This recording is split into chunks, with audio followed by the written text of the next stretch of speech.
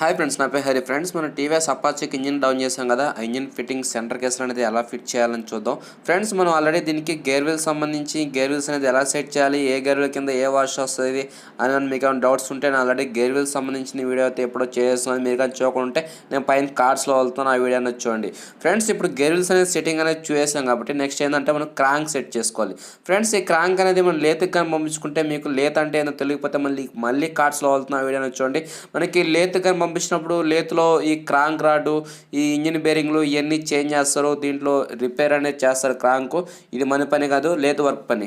Friends, ఇప్పుడు crank అనేది మనం లెఫ్ట్ రైట్ అనేది చూసుకొని టైమింగ్ ఎటు పక్క వస్తుందో అటు పక్కనే మనం సీటింగ్ చేసుకుని మనం క్రాంక్ అనేది చేత్తో దిగిపోద్ది. టీవీఎస్ అపాచీకి ఏంటంటే మనకు చేత్తో కొడితే దిగిపోద్ది. దీంట్లో సుత్తి లాంటిది ఏమి యూస్ చేయాల్సిన అవసరం అయితే ఏం లేదు. మనం క్రాంక్ అనేది దింపిన తర్వాత కరెక్ట్గా సీటింగ్ అనేది చూసుకోండి. ఎందుకంటే మనం 2 స్ట్రోక్ బండ్లాగా దీన్ని క్రాంక్ సెంటర్ చేసుకోవాల్సిన అవసరం లేదు. 4 స్ట్రోక్ బండ్లకంతా క్రాంక్ నార్మల్గా కూర్చోబెట్టడం. ఫ్రెండ్స్, ఇప్పుడు గేర్ వీల్ సెట్టింగ్ అయిపోయింది. మనం ప్యాకింగ్ అనేది రాదు ఈ బండికి. టీవీఎస్ అపాచీకి సెంటర్ కేసు ప్యాకింగ్ రాదు. మీరు ఎప్పుడైనా సరే ఈ ప్యాకింగ్ ఇక్కడ ఘాట్లు లాంటివి ఏమి వేయకండి. ఎందుకంటే ఇది మీకు ప్యాకింగ్ రాదు కాబట్టి ఎప్పుడైనా లీక్ వచ్చడానికి అవకాశం ఉంటుంది. అందువల్ల ఏంటంటే స్మూత్గా బ్లేడ్ వేసి క్లీన్ చేసుకోండి. ఏమన్నా చిన్న ఘాట్లు ఉన్నా సరే పేపర్ కొట్టుకోండి. ఫ్రెండ్స్, మనం దీనికి 666 పేస్ట్ అనేది వాడదాం. 666 ఏంటంటే వైట్ కలర్లో వస్తుంది కాబట్టి మనకి ఇంజిన్ ఓపెన్ చేసినట్టు కనబడుతుంది. రేపు ఎప్పుడైనా మనం బండి సేల్ చేసుకోవాలన్నా సరే మనకి బ్లాక్ పేస్ట్ వాడితే అటువంటివన్నీ మనకి క్లారిటీ కనబడుతుంది.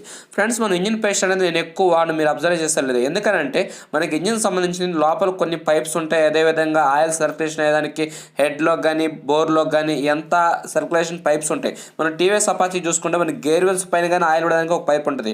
అదేవిధంగా మనకి సెంటర్ కేసులో కానీ ఇక్కడ చిన్న హోల్స్ ఉంటాయి. హీరో హోండా కొంచెం చూసుకుంటే ఈ ష్రెడ్ లైన్స్ ఆయిల్ అనేది పైకి ఎక్కుతుంది. మనం ఎక్కువ ఇంజిన్ పేస్ట్ అనేది వాడకూడదు. మనం ఎంత పేస్ట్ వాడాలో అంతే పేస్ట్ వాడాలి. మనం ఎక్కువ పేస్ట్ వాడేసామంటే ఆయిల్లో మిక్స్ అయిపోయి ఈ హోల్స్ అనేది బ్లాక్ అయిపోయి ఇంజిన్ అనేది ఆయిల్ సర్క్యులేషన్ కాకుండా ఆగిపోయి క్యామ్ షాఫ్ట్ ర్యాక్ రామ్స్ అరిగిపోయి టైమింగ్ అనేది పాడైపోయడానికి అవకాశం ఉంటుంది.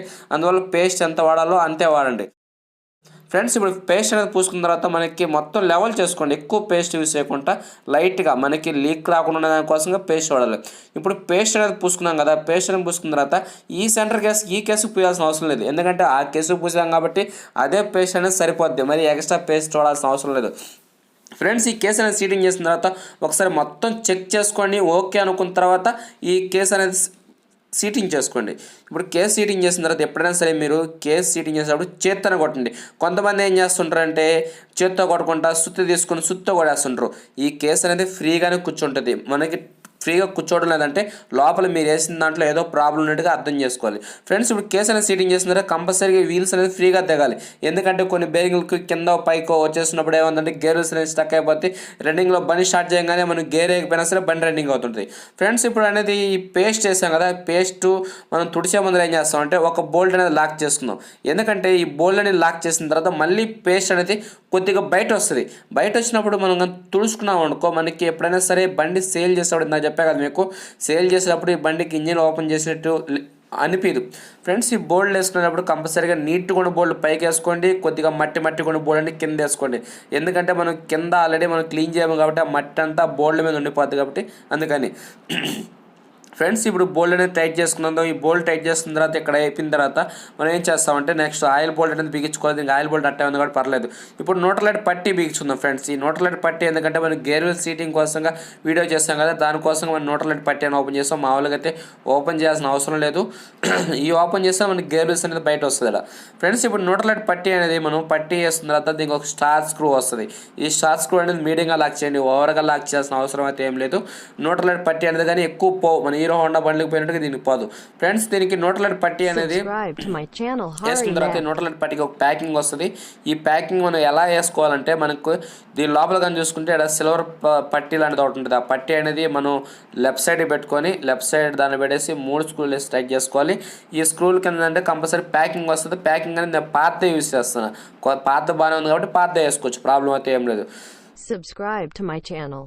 ఇప్పుడు ఈ స్క్రూలని లాక్ చేసిన తర్వాత మనకి ఈ పేస్ట్ ఉంది కదా, ఈ పేస్ట్ అనేది మొత్తం తుడిచింది. ఎందుకంటే అలాగే వదిలేసామంటే మళ్ళీ అలాగా పెతుక్కొని అలాగే గలీజ్గా ఉంటుంది. అందుకని నీట్గా తుడిసామంటే ఫినిషింగ్ అనేది మనం ఇంజిన్ ఓపెన్ చేసినట్టు అనిపించదు. మనకి ఎప్పుడైనా సరే బండి సేల్ చేసుకోవాలన్నా మనకి మన పనితనం తెలియాలన్నా సరే ఇలా నీట్గా తుడిచేస్తే మనకి పని కానీ నీట్గా ఉంటుంది.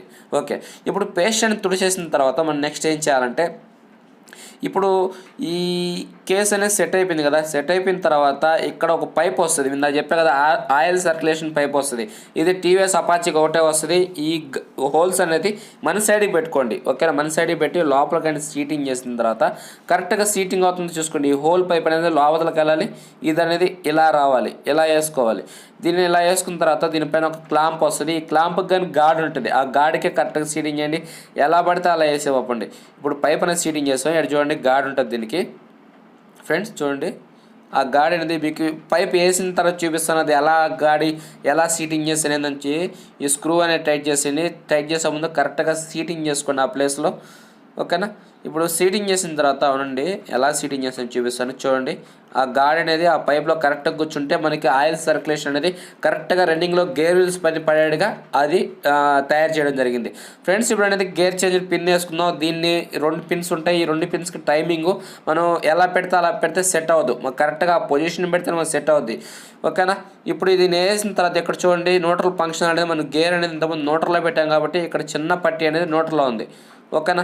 మనకి ఆ చిన్న పట్టీ అనేది న్యూట్రల్ ఉంటుంది, పెద్ద పెద్ద పట్టీలన్నీ గేర్లు లెక్క మనకి చిన్నది న్యూట్రల్గా ఉంటుంది.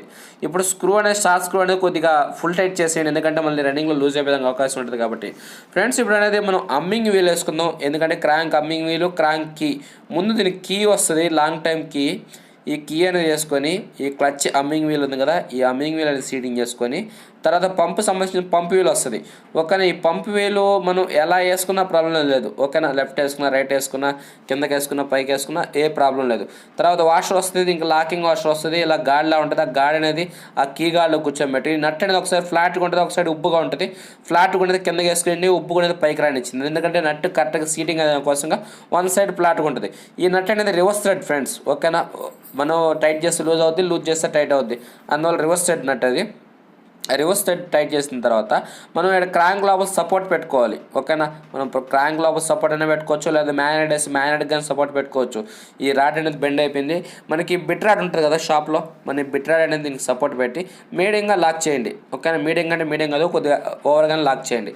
ఇప్పుడు దాన్ని అనేది లాక్ చేసిన తర్వాత పంపు వేలు పంపు పిన్ వస్తుంది, దాన్ని వేసుకునే ముందర ఏం చేయాలంటే మన టీవీఎస్ బండ్లు కానీ చూసుకుంటే నట్ అనేది కొన్ని లాక్ చేయాల్సి వస్తుంది. టీవీఎస్ బండ్లో చూసుకున్నా సరే, బజాజ్ బండ్లో కొన్ని బ్యాగ్స్ ప్లాకెట్లు చూసినా లాకింగ్ సిస్టమ్ ఇస్తారు, టీవీఎస్లో ఎక్కువ ఉంటుంది. ఇప్పుడు అనేది ఈ పంపు వీల్కి పంపు పిన్ను, అదేవిధంగా పంపు వీల్ వస్తుంది. ఈ వీల్ ఎలా పడితే అలా ఎక్కదు ఫ్రెండ్స్. ఎందుకని ఎక్కదంటే మనం ఇక్కడ వాషర్ వేసాం కదా, దీనికి ఈ వాషర్ అనేది అడ్డం పడుతుంటుంది, మీకు చూపిస్తాను. ఇప్పుడు చూడండి కూర్చునేసింది, ఎందుకంటే ఈ వాషర్ అనేది మనం ఆడ తట్టున్నాం కాబట్టి లోపలికి ఆడ కూర్చునేసింది. ఇప్పుడు చూడండి తిప్పితే రాదు. మీరు ఎప్పుడైనా సరే ఇలా సీటింగ్ కాలేదు, ఎందువల్ల సీటింగ్ కాలేదని టెన్షన్ పడలేదు. ఎక్కడ ఇలా మనం తట్టున్నామో ఆ ప్లేస్లో వేసుకుంటే కరెక్ట్గా సీటింగ్ అవుతుంది. ఈ ప్లేస్లో కూర్చోదు, ఎందుకంటే ఆ వాషర్ అనేది తగులుతుంటుంది కాబట్టి కూర్చోదు. ఇటు చూడండి ఇప్పుడైనా కూర్చుంది. ఇప్పుడు కూర్చున్న తర్వాత మన చేతి గోర్లు ఉన్నాయి, గోర్లతో షాఫ్ట్ అనేది పైకి లాక్కొని ఈ లాక్ అనేది లోపలికి ప్రెస్ చేస్తే మనకి అక్కడికి పంపు సీటింగ్ అయిపోయినట్టు, ఓకేనా. ఇప్పుడు నెక్స్ట్ మనం గేరాడ్ వేసుకుందాం, స్టెప్ బై స్టెప్ వేసుకుందాం, ఓకేనా. మనకి ఏది ముందు వేయాలా అది వెనకాల అలాగే వేసుకోవాలి.